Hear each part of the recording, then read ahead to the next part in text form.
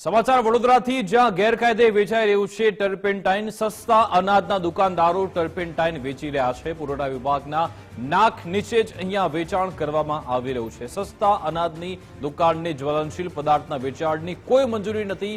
80 રૂપિયા લીટરે ટર્પેન્ટાઇન વેચાઈ રહ્યું છે। કેરોસીન બંધ થયા બાદ હવે દુકાનદારો નવો કિમિયો અપનાવી રહ્યા છે।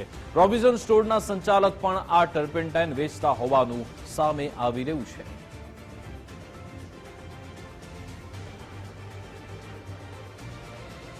ગરમી તો એક જણ આવી જાય તો બધી વેચે છે અને બહુ ચાલતું નથી, એમ ખાસ વેચાતું નથી, નહીં બંધ કરી દેવાનું હવે કે વેચાતું નથી।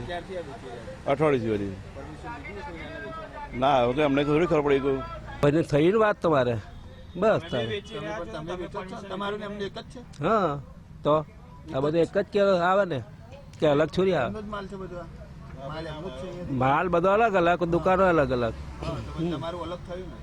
તો પણ જવાબ તો બધો એક જ આવે ને કઈ અલગ થોડી લેવું પડે ને અલગ અલગ, એમ કહું છું। શાના માટે આજે તમે વેચી રહ્યા છો એના માટે એવું કેટલું જોખમી છે આ બહાર મૂકવાનું આવું? હે આ જાહેરમાં મૂકી રાખ્યું છે, કેટલું જોખમી છે?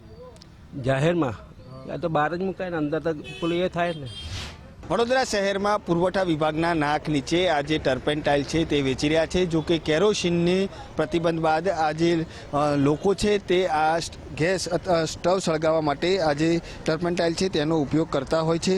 અકોટા પોલીસ લાઇન સામે આવેલા સસ્તા અનાજની દુકાનદાર ગેરકાયદેસર રીતે આખું આ જે ટર્પેન્ટાઇલ છે તેને વેચાણ કરી રહ્યા છે। જો કે સસ્તા અનાજની દુકાનમાં જ્વલનશીલ પદાર્થ ટર્પેન્ટાઇલ છે તેને વેચવાની મંજૂરી નથી, તેમ છતાં પણ આ જે દુકાનદાર છે તેઓ જાહેરમાં આ રીતે ટર્પેન્ટાઇલ વેચી અને લોકોના જીવ છે તે જોખમમાં મૂકી રહ્યા છે।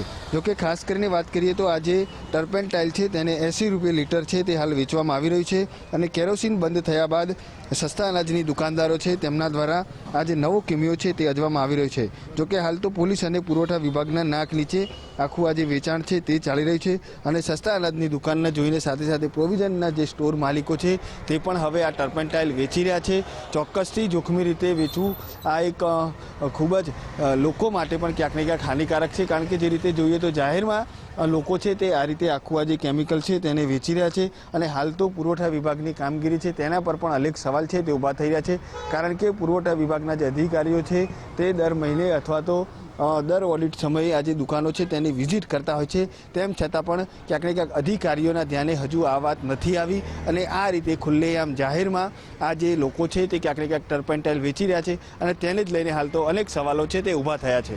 કેમેરામેન ડીકે સોલંકી સાથે અલ્પેશ સુતાર, ગુજરાત ફર્સ્ટ, વડોદરા।